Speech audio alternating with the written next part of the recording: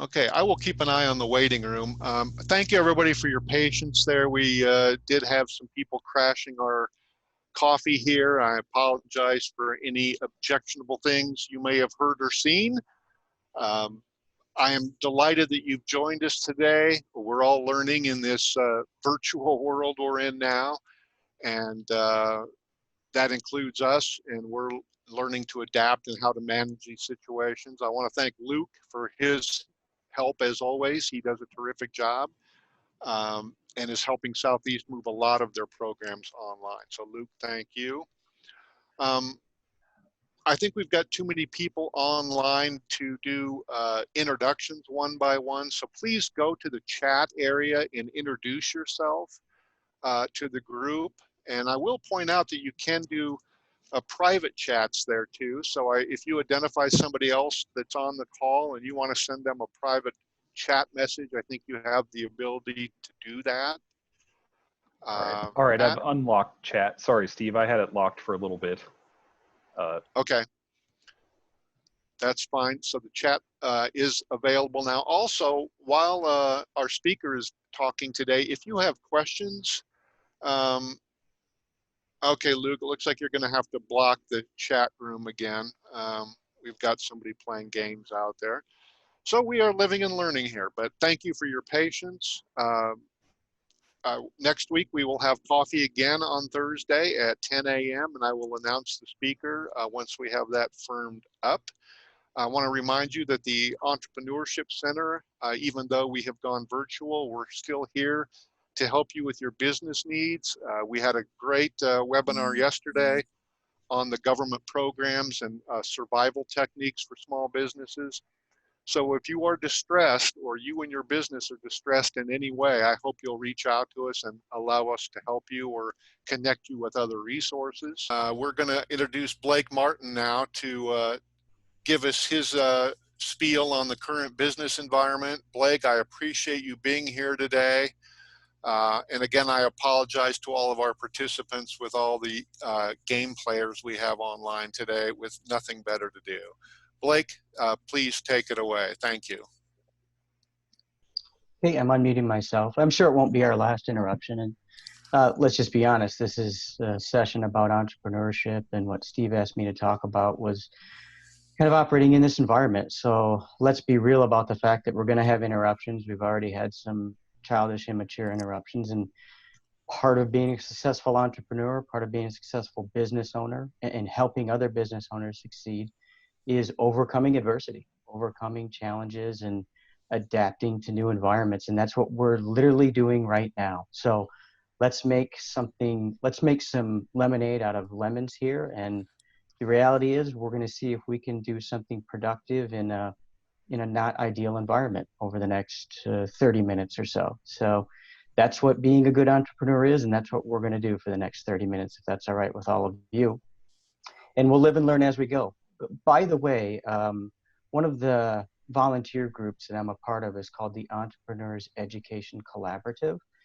And ironically, just yesterday, we recorded and posted a really good video on bomb-proofing your virtual meetings. Could not have been a better plug. So if you go to Facebook and you go to the Entrepreneurs Education Collaborative, I think it's being posted there today. It may have been posted this morning, but there's a great, just about a 20, 30-minute recording of a cybersecurity expert who's a hacker himself, talking about if something like this gets you really concerned about hosting your own meeting or joining other virtual meetings, there are some very simple approaches you can take, which Steve and Luke are implementing as we speak, to make your meetings safe, whether that's on Zoom or Hangouts or meetups or what have you. So just be aware of that. Don't let something like this keep you from utilizing these tools to grow your business. So with that aside, my name is Blake Martin. I'm a local business owner. I operate a service-based business all throughout Nebraska and Western Iowa. And at the end of the day, what I do is I help folks start new businesses, and have been doing that for about 21 years now.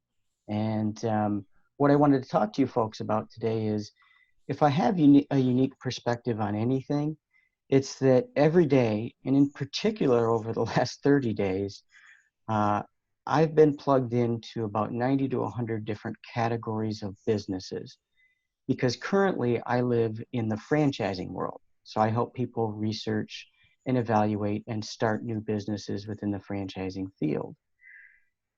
In the franchising industry anymore, there's about 4,000. If you go onto a website today and type in franchise opportunities and go to one of those portals, you'll realize there's about 4,000 different franchise businesses out there in the United States.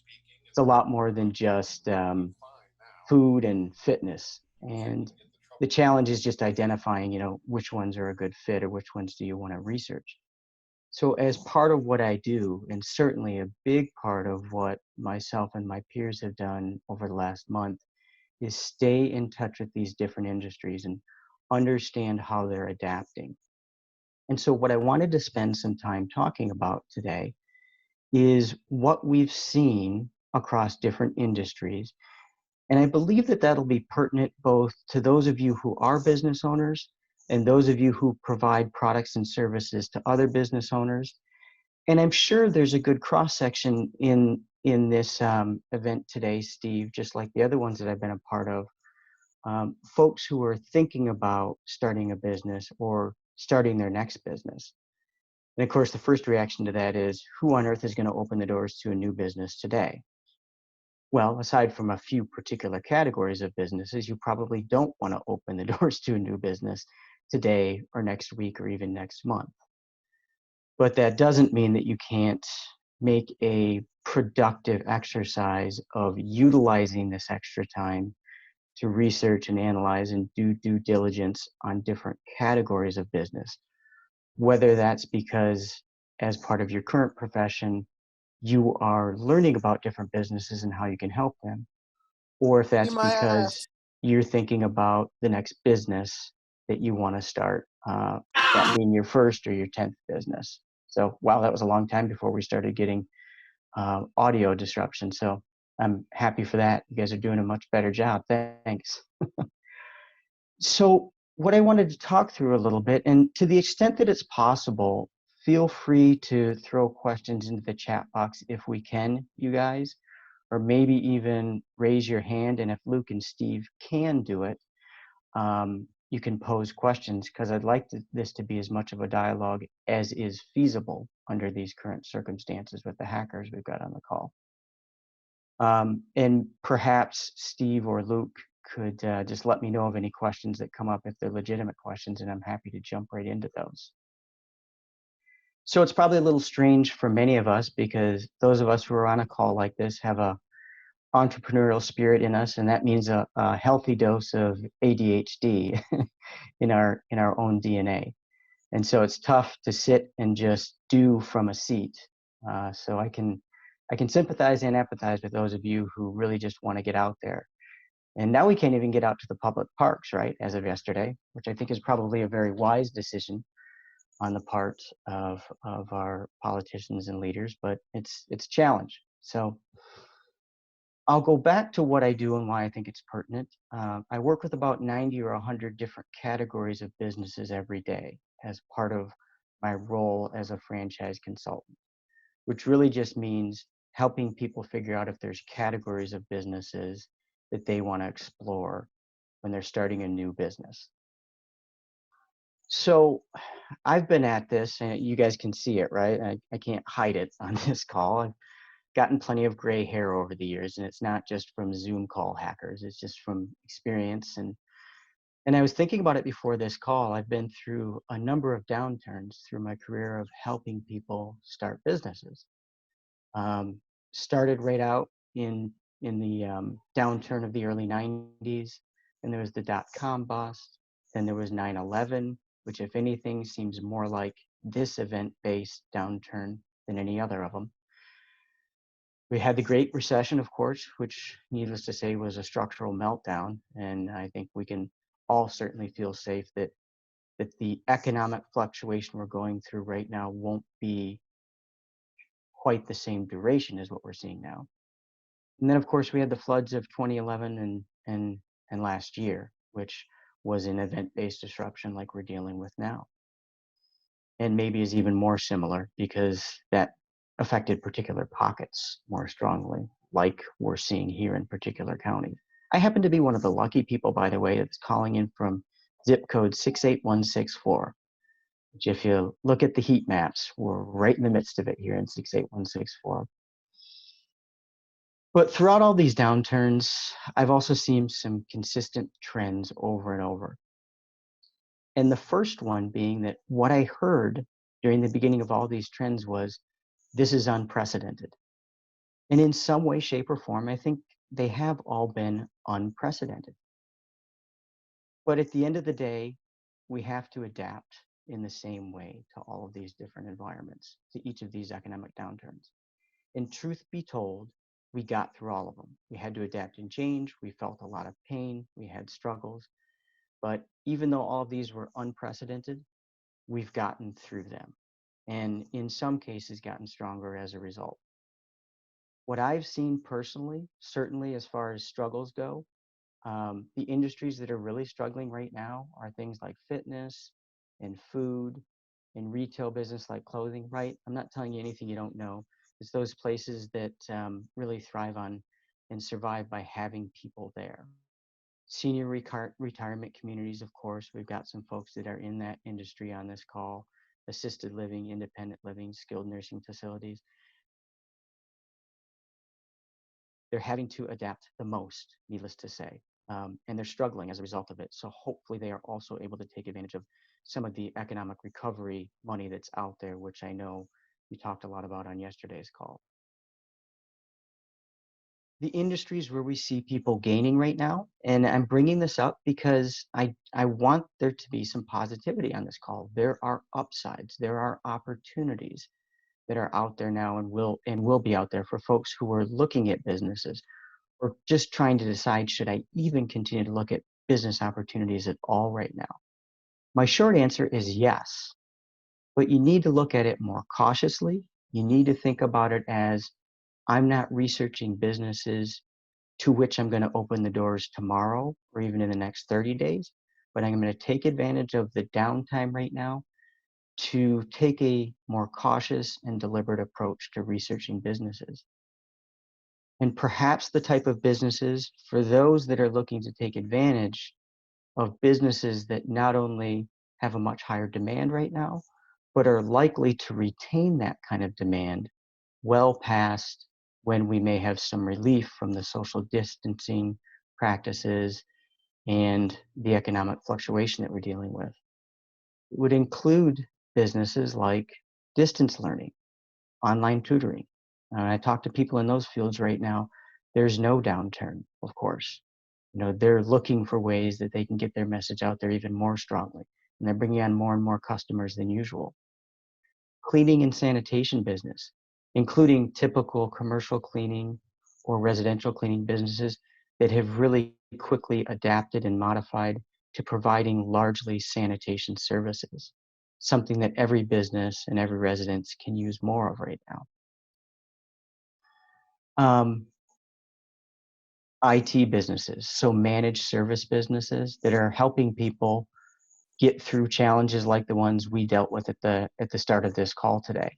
And there are opportunities there if you're looking for businesses that are likely to have a sustained tail of need and demand beyond what just might be the social distancing that we all hope will only last another 30, maybe 60 days. There will be opportunities in businesses like that. So there's an upside here when you're looking at categories like this. We work in the franchising field, we work with businesses that are in fields like lab testing. And of course, they're seeing a big uptick right now. And then there's the businesses that, in my field in franchising, I hear a lot of folks, the people that are sort of in the sales and development role for franchises, right? They're the ones that are out there recruiting new franchise owners to join their systems. And a lot of them say to me and the clients I work with on a week-to-week basis, we're very recession resistant. And having been through 4 or 5 of these downturns myself, if I'm being really honest with you guys, I would say that only a certain percentage of those businesses truly are recession resistant, even almost recession proof. that can get through economic downturns like this, whether this turns into a qualified recession or not. But when you think about businesses like fire, water, and damage restoration, there's one that's truly recession resistant, if not recession proof. I have a couple of friends here in the Omaha area who run businesses like that right now. And in addition to adapting their services so that they can also provide sanitation, regardless of whether you're in an economic fluctuation or not, if you've got a hole in your roof or your business or your home and water's coming in, or you had a fire and you've got smoke and fire damage, it needs to be fixed. And many times it's not fixed on your own dime, right? It's fixed through an insurance company, through the premiums that you've been paying into it. And so businesses like that tend to never see a downturn, and that would include light industrial stuff like roofing as well. Cleaning and sanitation, like I mentioned before, auto repair businesses, right? Okay, so we don't need to drive as many places right now, but if we have an urgent need, if we need to get to a grocery store or to the home improvement store, then yes, we still need to use our automobiles on occasion. So auto repair businesses, in fact, folks that I know in auto repair are actually seeing a more consistent stream in some case, right? Because we have time to go get that brake job done, or we have time to go get that dent fixed. At least those of us who are fortunate enough to be in a situation where there hasn't been a big hit to our household income. Businesses like in-home senior care, right? I don't have to explain that one to any of you professionals that are on the line right now. We know there's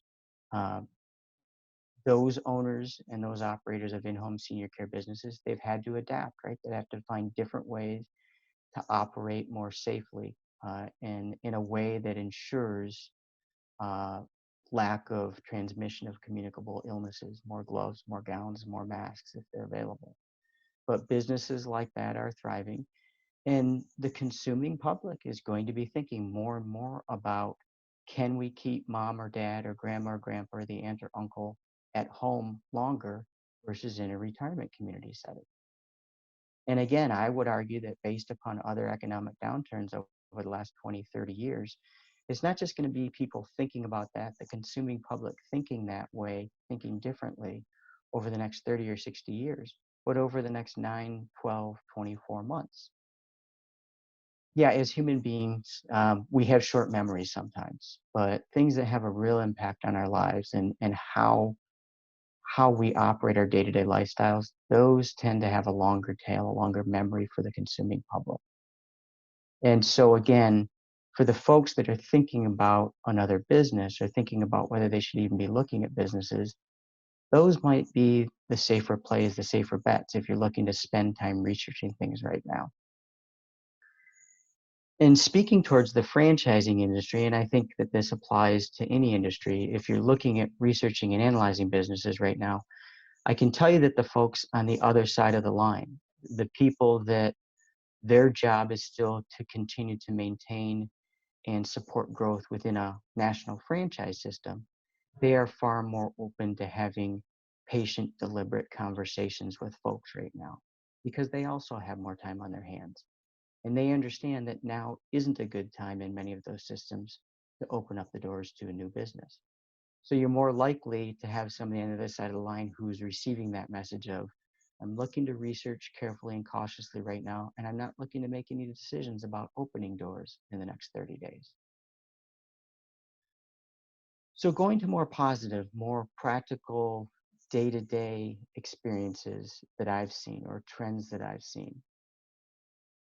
The biggest trend that I've seen is that businesses with owners who have taken adaptive attitudes, and this holds true for today and it holds true for the prior downturns that I've seen very consistently. Those who've jumped into action, who've utilized their advisors like bankers and accountants, who've figured out ways to adapt their businesses rather than shriveling up and just talking to anybody and everybody they can about the doomsday effect of their business. Those folks are definitely doing the best. And I don't just mean doing the best as far as being able to maintain their revenue streams and find ways to retain their staff, but I mean from a mental health perspective, being able to keep a positive attitude and be able to maintain the energy level you need to get through the stresses of what we're living through right now. So I'll give you some specific examples. A local bar owner who I know, who owns a bar and restaurant, but most of their revenue is on beer and alcohol. Their daily sales, I talk to them almost on a weekly basis right now. Number one, because I make sure to give them business on at least a weekly basis. But number two, because they're good friends of mine. They quickly adapted to curbside delivery and invested some money with a marketing service because they felt it was a good investment of their money to up their game on their e-commerce on their online ordering. And even went into, within a limited distance, went into neighborhood deliveries, which quickly the governor in Nebraska helped us with, right? Allowing that to happen. And so what they did as far as just grit and hard work is they immediately went into the basement, into their brewery, and started brewing more growlers and crowlers, which are, cans that you can put the beer into. And truth be told, if anybody's done research on economic downturns, on recessions, there's a handful of things that keep happening or happen at a higher level. People tend to exercise more, although in this case, they can't go to the fitness club, so they have to exercise more at home. They drink more beer, and they spend more on their pets. Those are three things that we always see. And in a case like this, we learn more about virtual meetings. But across the economic downturns, if you look at the research on it, you do see those three things happening more consistently. So they realized that if we keep the marketing going out there, we have an opportunity to continue the service, even though we can't bring people in our doors, even though none of our receipts are going to be people sitting in our building.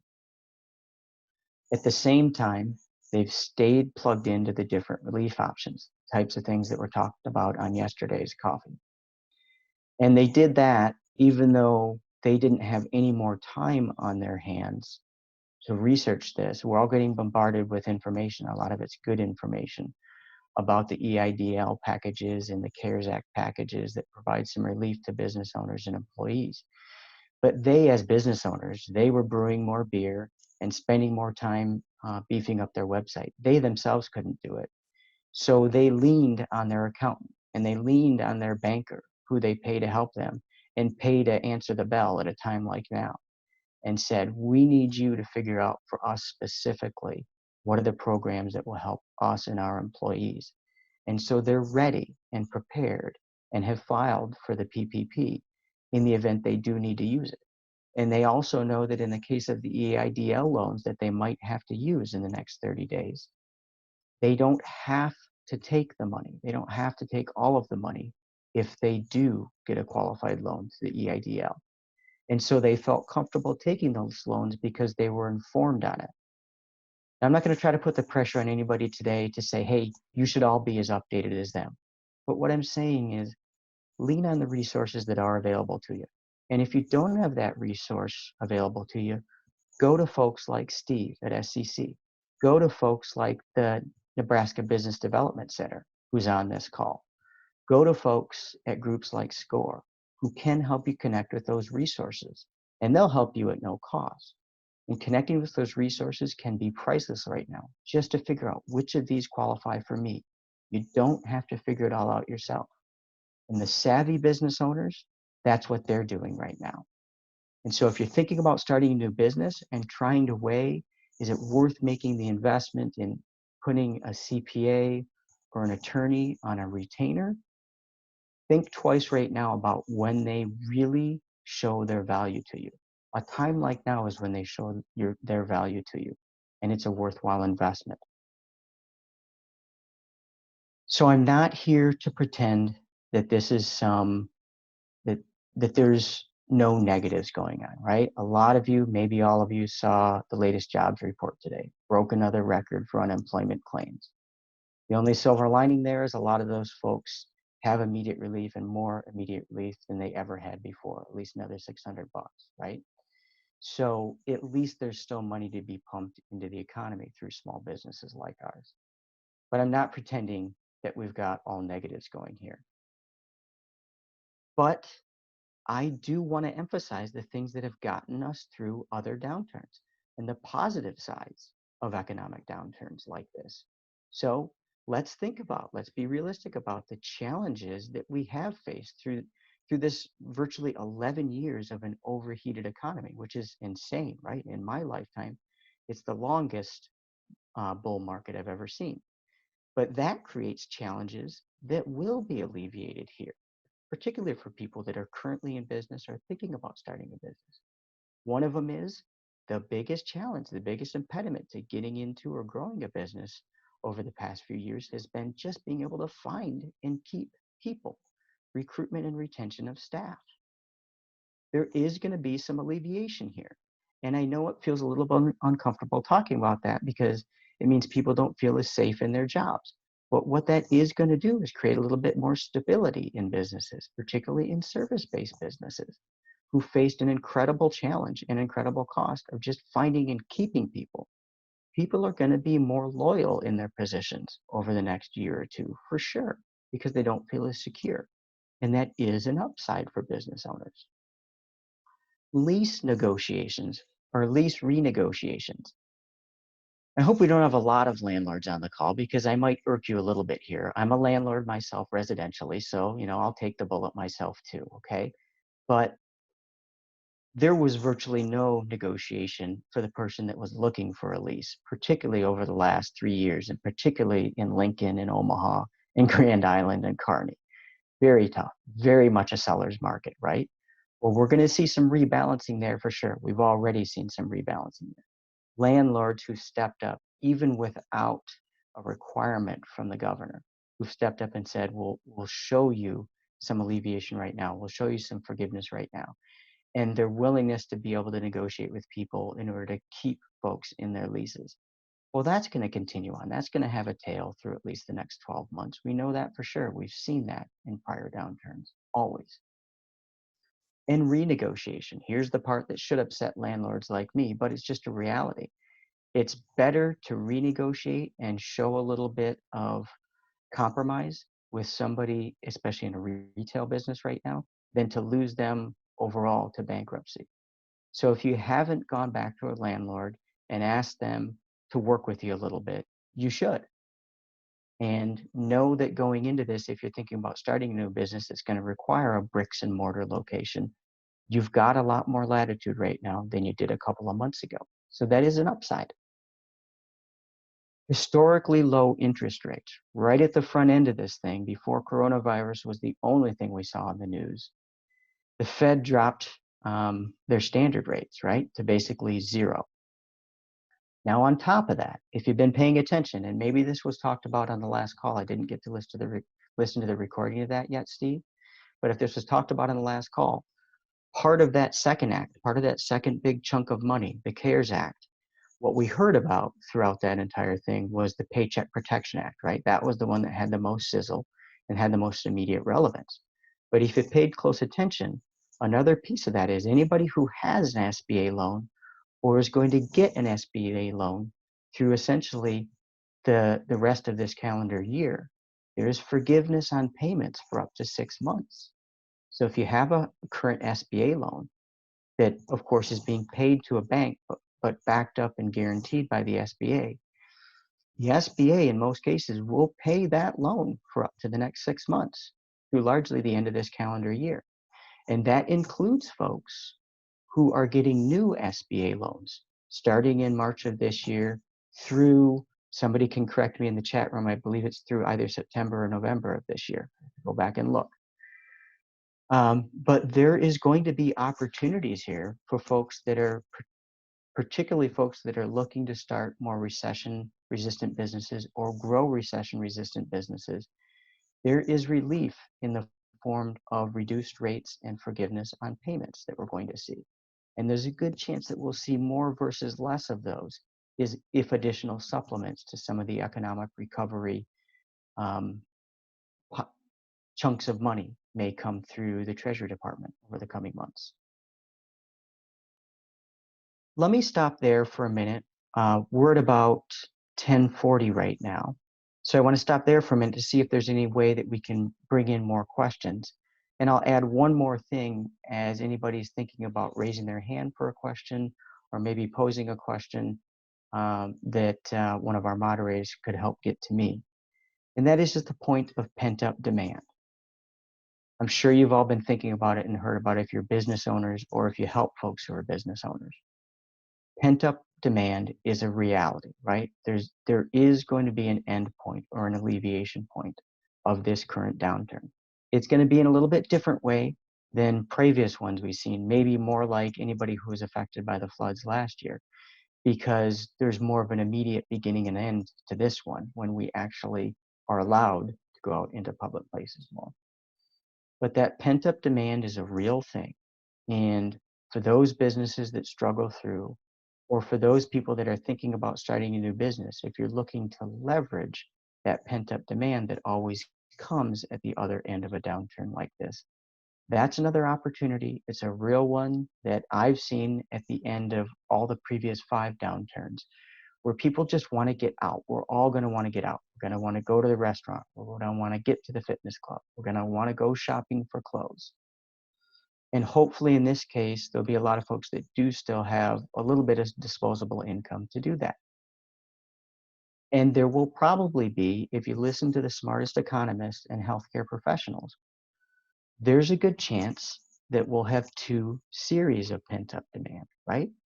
The reality from healthcare professionals and from the communicable illness industry is that this virus probably isn't much different from most flu viruses, and that typically we see a second wave of it. So if there's a downturn and there's an alleviation and we're allowed to get out more and more, the social distancing is reduced, there's a chance that there will be another, maybe not as severe, but that there'll be another period of viral infection, just like with others. And so there will be another period of pent-up demand at the end of that.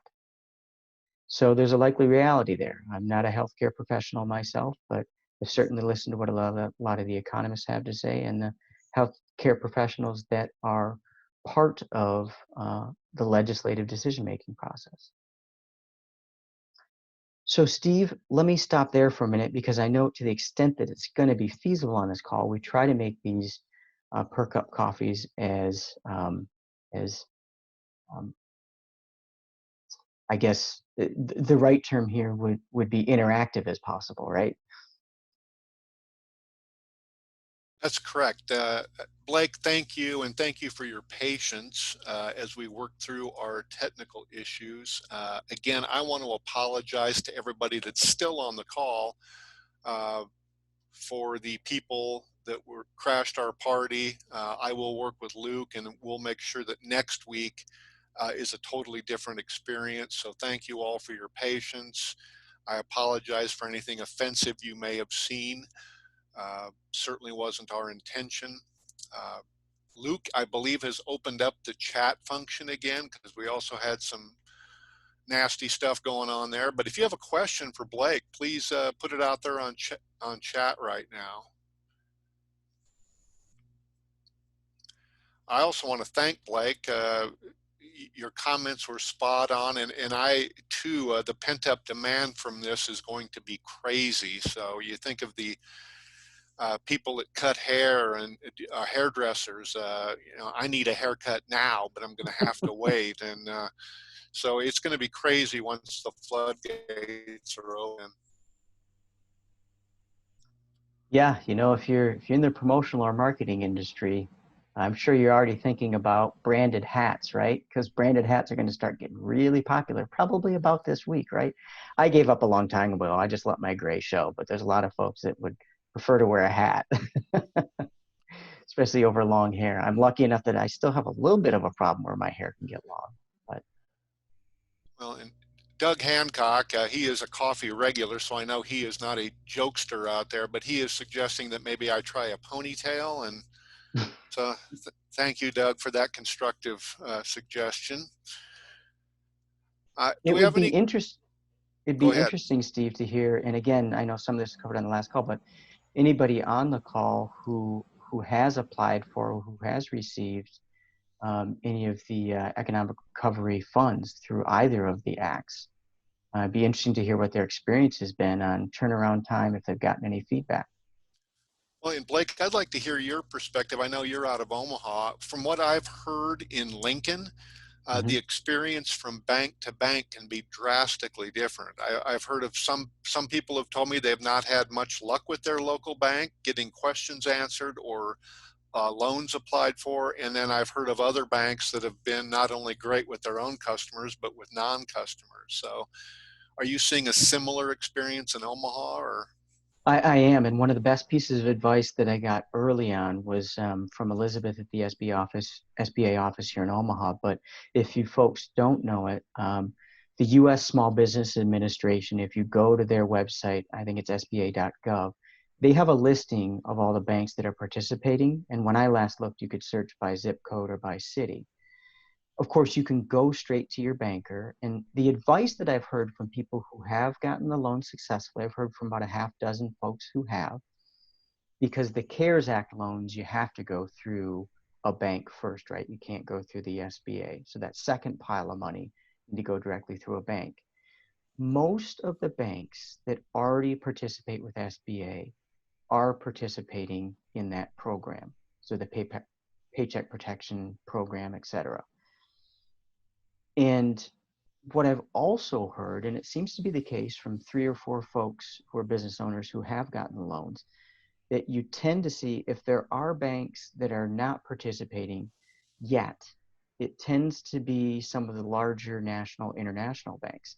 And that's not, that's not an opinion on large versus small banks, but the community banks have been able to be a little bit more nimble and have less of a concern about being a target if a wrong move is made, because the banks are learning as they go, right? They're having to take direction from the Treasury Department on how we're going to administer these. And they've been able to be a little bit more nimble in figuring out a way to take on the loan applications and then process them or reprocess them after the fact as they're getting new guidance from the Treasury Department and SBA. Thank you for that. Quentin pointed out in chat that the SBA computers crashed on Monday, so that did cause some issues. But, the SBA is no different than us. They're learning as they go too, and the web traffic has been unprecedented. Yeah. One thing that we're all going to come out of this, we're going to come out of it smarter. We're going to learn new ways to do things, which is always good. And we'll all come out of it stronger. I want to thank again Blake for being here today and taking his time. I want to thank you all for your patience with the Zoom bombing we all experienced firsthand. I can promise you that next week we'll have a different experience, and we'll probably require registrations for next week's coffee. Don't let that scare you off. It's a simple process, but it will help us keep the people that aren't here for a legitimate reason out of the call. So real quick, if you have a funky coffee mug that you think is worthy of consideration for a prize, hoist it up there so I can see it. I'm the only judge in this panel here, so okay, hop to it. That's pretty good. Tycho's showing her Focus Sweet mug. Annette, and Doug's got a good one, but Doug suggested a ponytail, so I think he's out, and I'm going to have to give it to Annette, I'm afraid. And I'm sorry for anybody who might have had their video blocked. I blocked a few, and I might have got them wrong, so sorry if I did. That's okay, Luke. You did a great job helping us kick off people that didn't belong. And with that, we're going to adjourn for the day. Blake, thank you again. Thank you all for your patience. And I, again, apologize for the meeting that we're here doing no good. So next week will be better, and I hope you'll join us again.